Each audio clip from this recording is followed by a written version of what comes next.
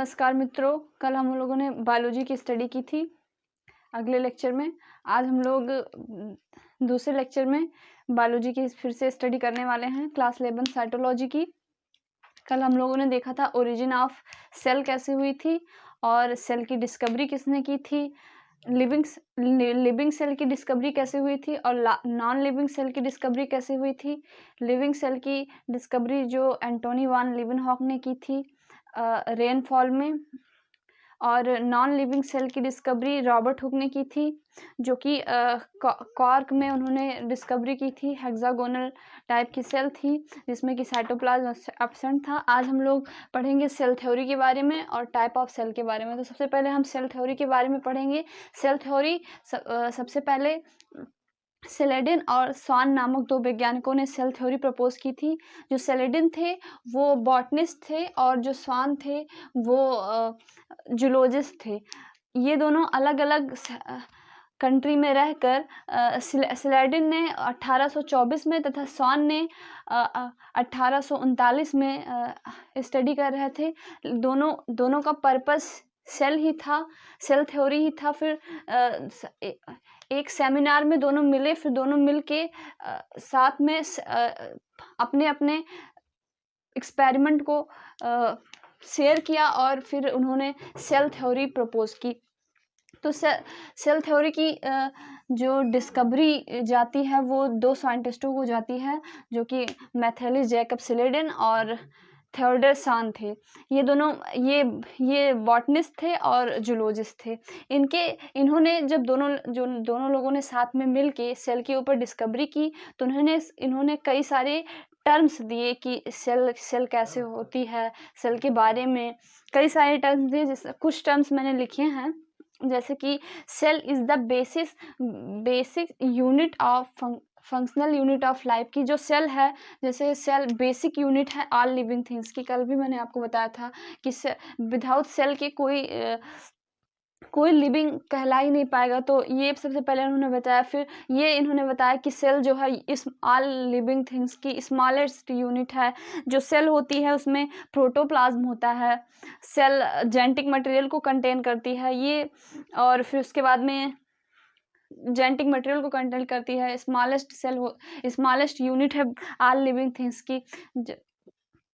इसमें genetic material होता है in the form of chromosome, ये इन्होंने बताया। सेल जो होती है ऑर्गेनल्स, इसमें सेल ऑर्गेनल्स होते हैं। और सबसे बड़ी बात इन्होंने बताई कि जो सेल की ओरिजिन होती है वो मतलब प्री एग्जिस्टिंग सेल से ही होती है, कि जब कोई सेल रहेगी तो उसी से डिवाइड होके उसी में रिप्रोडक्शन होके नए सेल की उत्पत्ति होगी। ऐसा नहीं है कि कोई मतलब ए बायोजेनेसिस के टर्म को इन्होंने झुठलाया। जैसे कि ए बायोजेनेसिस क्या था, मतलब ए बायोजेनेसिस क्या होता है, इसका मतलब होता है कि नॉन लिविंग थिंग्स से लिविंग थिंग्स की उत्पत्ति होना। तो फिर इन्होंने ए बायोजेनेसिस को पूरी तरह से झुठला दिया था। वैसे तो ए बायोजेनेसिस को लुईस पास्चर ने झुठलाया था स्वान नेक मॉडल के द्वारा, लेकिन इस थ्योरी से भी प्रपोज होता है कि इन्होंने भी बताया, क्योंकि ऑल लिविंग, इन्होंने भी बताया कि पूरी मतलब जो सेल होती है वो लिविंग थिंग्स से ही अराइज होती है, इन्होंने भी बताया। फिर आए आपके रुडोल्फ फिक्लोनी, जो इनके बाद में आए 1855 ईस्वी में। इन्होंने एक टर्म दिया जो ओमनी सेलुला है। ये कई बार नीट में भी पूछा गया है। इसका मतलब होता है कि all living cell arises from pre existing cell, कि इन्होंने बताया कि जो सेल होती है वो प्री एग्जिस्टिंग सेल से ही अराइज होती है। ये मैथेलिस और सेलेडिन और स्वान ने भी ये अपनी थ्योरी में प्रपोज किया था, इन्होंने भी दिया। लेकिन इन्होंने एक लाइन या एक टर्म बोल दिया जिसे बोलते हैं ओमनी सेलुला ई सेलुला। ये कई बार नीट में भी पूछा गया है कि ओमनी सेलुला ई सेलुला किससे संबंधित है, तो सेल थ्योरी से संबंधित है, किसने दिया था ये भी पूछा गया है। तो ये आप लोग ध्यान रखिएगा कि ओमनी सेलुला ई सेलुला का मतलब क्या होता है। All living cell arises from pre existing cell, इसका मतलब होता है। तो हम लोग ध्यान देंगे कि जो रुडोल्फ फिक्लोनी थे वो उन्होंने टर्म दिया ओमनी सेलुला ई सेलुला।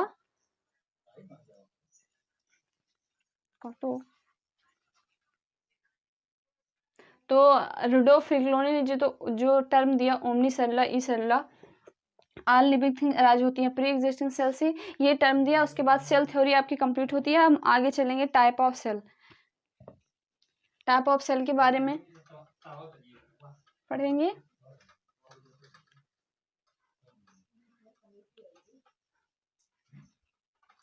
जैसे टाइप ऑफ सेल, तो सेल जो होती है वो मेनली 2 टाइप की होती है, यूकैरियोटिक सेल और प्रोकैरियोटिक सेल। यूकैरियोटिक सेल जो होती है उसमें ट्रू न्यूक्लियस होता है और प्रोकैरियोटिक सेल में ट्रू न्यूक्लियस नहीं होता है। सबसे पहले टाइप ऑफ सेल पे आते हैं हम लोग।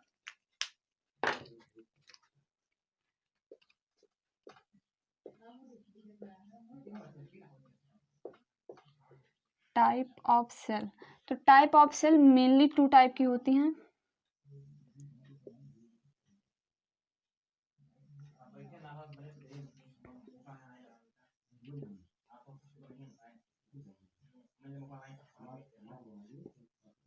यूकैरियोटिक और प्रोकैरियोटिक। ये जो यू का मतलब होता है ट्रू, जिसमें मतलब यूकैरियोटिक सेल उस और एक मेनली तो 2 टाइप की होती हैं, लेकिन इनके बीच में एक सेल और होती है जैसे मीजोकैरियोटिक सेल कहते हैं। उसमें यूकैरियोटिक और प्रोकैरियोटिक दोनों के कुछ कुछ कैरेक्टर्स पाए जाते हैं। जैसे न्यूक्लियस उसमें होता है, अदर्स पार्ट नहीं होते हैं। तो मीजोकैरियोटिक सेल ये फंगी में पाई जाती है, फंजाई में, लेकिन उसकी स्टडी हमें नहीं करनी है यहाँ पे मेनली हमें प्रोकैरियोटिक और यूकैरियोटिक सेल की स्टडी करते हैं। प्रोकैरियोटिक जो सेल होती हैं ये प्रिमिटिव सेल होती हैं, इसमें न्यूक्लियस नहीं होता है। ये जो फाइलम प्रोटोजोआ है, प्रोटोजोआ में प्रोकैरियोटिक सेल पाई जाती हैं। और प्रो का मतलब ही होता है प्रिमिटिव। सबसे पहले इसी सेल की उत्पत्ति हुई थी, प्रो यानी प्रिमिटिव। और कैरियन,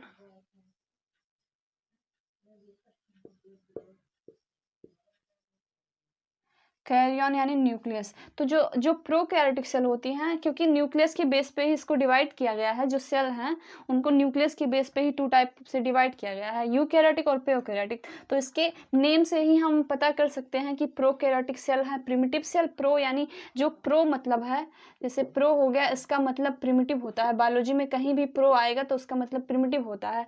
और यू अगर कहीं भी आएगा बायोलॉजी में तो उसका मतलब होता है ट्रू। और मीजो आ गया जैसे कहीं तो उसका मतलब होता है बीच में, यानी मिडिल।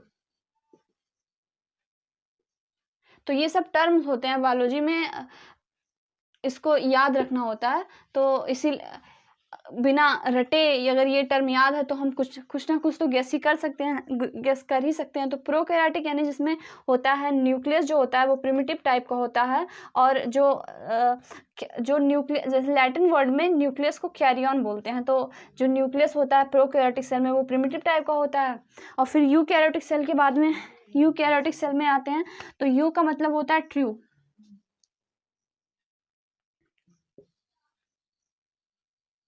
यू का मतलब होता है ट्रू। और कैरियन, यहाँ पे भी कैरियन का मतलब होगा न्यूक्लियस ही।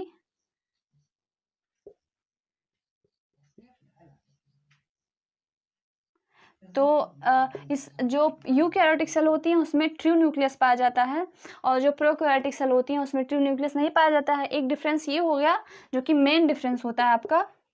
फिर आते हैं हम इस जो यूकैरियोटिक सेल होती हैं उसमें डबल मेम्ब्रेनस जो सेल ऑर्गेनल्स होते हैं,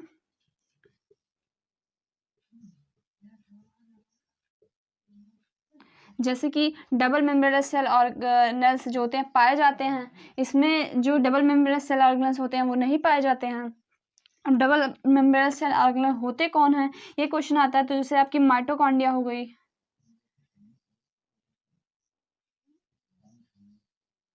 जैसे आपका गोल्जी बॉडी हो गया। गोल्जी बॉडी डबल मेम्ब्रेनस नहीं, जैसे क्लोरोप्लास्ट हो गया, आपका न्यूक्लियस हो गया, न्यूक्लियस तो है ही यहीं पे। और ये सब ऑर्गेनल्स नहीं पाए जाते हैं। इसमें मेनली आपका राइबोसोम होता है, राइबोसोम होता है, न्यूक्लियस नहीं होता है। इसमें कुछ जेनेटिक मटेरियल होता है जो कि साइटोप्लाज्म में ही बिखरा हुआ होता है। जेनेटिक मटेरियल दोनों टाइप का हो सकता है, डीएनए और आरएनए। लेकिन इसमें फॉर्मेशन ऑफ क्रोमोसोम नहीं होता है। जो प्रोकैरियोटिक सेल होती है उसमें फॉर्मेशन क्रोमोसोम का नहीं होता है, क्योंकि इसमें न्यूक्लियस ही नहीं होगा, तो वैसे भी सारा जो क्रोमोसोम होगा वो साइटोप्लाज्म में बिखरा हुआ होगा, उसका कोई फिक्स पोजीशन नहीं होगा। और जो हमारी यूकैरियोटिक सेल होंगी उसमें न्यूक्लियस होगा, तो इसमें जो हमारा क्रोमोसोम होगा डिवीजन के जो जेनेटिक मटेरियल होगा, चाहे डीएनए हो आपका या आरएनए हो, मेनली तो डीएनए ही होता है यूकैरियोटिक में, लेकिन अब आपका डीएनए है तो ये जो सेल डिवाइड होगी तो उस टाइम पे ये फॉर्मेशन ऑफ क्रोमोसोम कर लेगा। तो इसमें मतलब जेनेटिक मटेरियल होता है, क्योंकि इसका न्यूक्लियस होता है जो कम ही स्पेस में होता है, तो ये कंडेंस होके क्रोमोसोम का फॉर्मेशन कर लेता है। तो इसमें क्रोमोसोम होते हैं, जैसे आपका एंडोप्लाज्मिक रेटिकुलम ईआर हो गया, गोल्जी बॉडी, लाइसोसोम हो गया। तो ये सारे जो सेल ऑर्गेनल्स होते हैं वो आपके यूकैरियोटिक सेल में पाए जाते हैं, प्रोकैरियोटिक सेल में नहीं पाए जाते हैं। और इसमें एक जैसे अब एक क्वेश्चन आता है नीट वगैरह में पूछा जाता है कि जो आपकी माइटोकॉन्ड्रिया है वो तो यूकैरियोटिक सेल में पाई जाती है, और एनर्जी का फॉर्मेशन यूकैरियोटिक सेल में भी होता है, प्रोकैरियोटिक सेल में भी होता है। तो ये क्वेश्चन ये आता है कि यूकैरियोटिक सेल में तो एनर्जी का फॉर्मेशन माइटोकॉन्ड्रिया करती है, और फिर मतलब एनर्जी का फॉर्मेशन या फिर आपका हो गया रिस्पायरेशन भी माइटोकॉन्ड्रिया करती है। तो इसमें आता है आपका प्रोकैरियोटिक सेल में कि प्रोकैरियोटिक सेल में रिस्पायरेशन कौन करता है। तो प्रोकैरियोटिक सेल की जो मेम्ब्रेन होती है वो फोल्डेड हो जाती है, मेम्ब्रेन एक फोल्ड बनाती है जिसको हम लोग मीजोसोम बोलते हैं।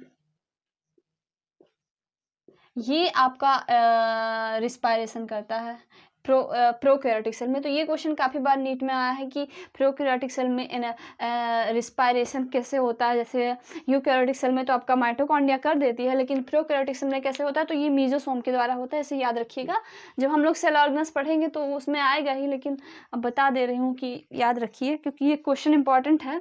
अगर बार बार सुनते रहेंगे तो याद रहेगा इसमें। तो कल हम लोग स्टडी करेंगे स्पेशली प्रोकैरियोटिक सेल के पहले स्ट्रक्चर देखेंगे, और फिर उसमें जो पाए जाते हैं सेल ऑर्गेनल्स, फिर उसके बाद में यूकैरियोटिक सेल का स्ट्रक्चर देखेंगे। अगले दिन से हम सबसे पहले स्टडी करेंगे न्यूक्लियस की, इसको मिटा देते हैं। सबसे पहले न्यूक्लियस की स्टडी करेंगे, उसके बाद mitochondria, Golgi body, endoplasmic reticulum, lysosome, ribosome, chromosome की स्टडी ऐसे होती जाएगी। आपका लेक्चर चलता जाएगा, स्टडी आपकी बढ़िया से होगी। आप साथ साथ में नीट भी देख सकते हैं, और पूरा स्ट्रक्चर सहित मैं पढ़ाऊंगी, विदाउट स्ट्रक्चर के कुछ नहीं होगा, क्योंकि बायोलॉजी में फिगर मेन होता है। तो आज के लिए इतना ही, धन्यवाद।